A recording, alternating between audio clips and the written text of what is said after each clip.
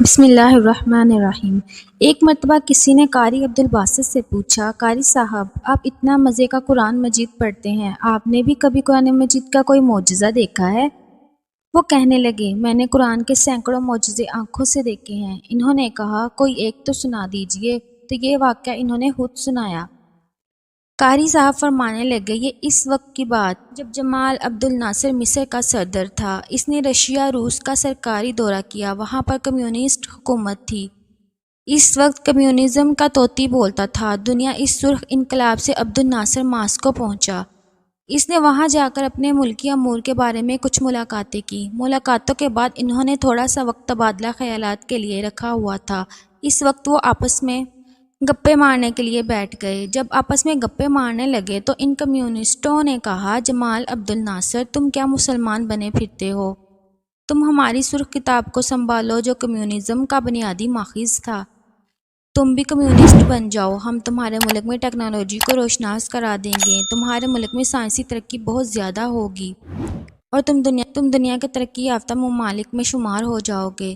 اسلام کو چھوڑو اور کمیونزم اپنا لو۔ جمال عبد الناصر نے انہیں اس کا جواب دیا تو صحیح، مگر دل کو تسلی نہ ہوئی۔ اتنے میں وقت ختم ہو گیا اور واپس آ گیا، مگر دل میں کسک باقی رہ گئی کہ انہیں مجھے اسلام کی حقانیت کو اور بھی واضح کرنا چاہیے تھا۔ جتنا مجھ پر حق بنتا تھا میں اتنا نہیں کر سکا۔ 2 سال کے بعد جمال عبد الناصر کو ایک مرتبہ پھر رشیا جانے کا موقع ملا۔ قاری صاحب فرماتے ہیں کہ مجھے صدر کی طرف سے لیٹر ملا کہ آپ کو تیاری کرنی ہے اور میرے ساتھ ماسکو جانا ہے۔ کہنے لگے، میں بڑا حیران ہوا کہ قاری عبدالباسط کی تو ضرورت پڑے سعودی عرب میں، عرب امارات میں، پاکستان میں جہاں مسلمان بستے ہیں، ماسکو اور رشیا جہاں خدا بیزار لوگ موجود ہیں، دین بیزار لوگ موجود ہیں، وہاں قاری عبدالباسط کی کیا ضرورت پڑ گئی؟ خیر تیاری کی اور میں صدر صاحب کے ہمراہ وہاں پہنچا۔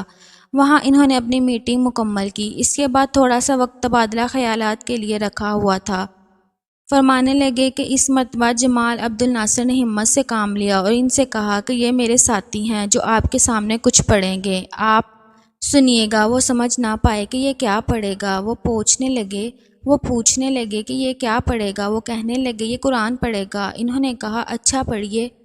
فرمانے لگے کہ مجھے اشارہ ملا اور میں نے پڑھنا شروع کیا۔ سورۃ طٰہٰ کا وہ رکوع پڑھنا شروع کر دیا جسے سن کر کسی دور میں حضرت عمر بن خطاب رضی اللہ تعالیٰ عنہ بھی ایمان لے آئے تھے۔ فرماتے ہیں کہ جب میں نے 2 رکوع تلاوت کر کے آنکھ کھولی تو میں نے قرآن کا معجزہ اپنی آنکھوں سے دیکھا کہ سامنے بیٹھے ہوئے کمیونسٹوں میں سے 4 یا 5 آدمی آنسوؤں سے رو رہے تھے۔ جمال عبد الناصر نے پوچھا، جناب آپ رو کیوں رہے ہیں؟ وہ کہنے لگے، ہم تو کچھ نہیں سمجھے کہ آپ کے ساتھی نے کیا پڑھا ہے، مگر پتہ نہیں کہ اس کے کلام میں کچھ ایسی تاثیر تھی کہ ہمارے دل موم ہو گئے، آنکھوں سے آنسو کی جھڑیاں لگ گئیں اور ہم کچھ بتا نہیں سکتے کہ یہ سب کچھ کیسے ہوا۔ سبحان اللہ! جو قرآن کو نہیں مانتے، قرآن کو جانتے نہیں، اگر وہ بھی قرآن سنتے ہیں تو اللہ تعالیٰ ان کے دلوں میں تاثیر پیدا کر دیتا ہے۔ سبحان اللہ!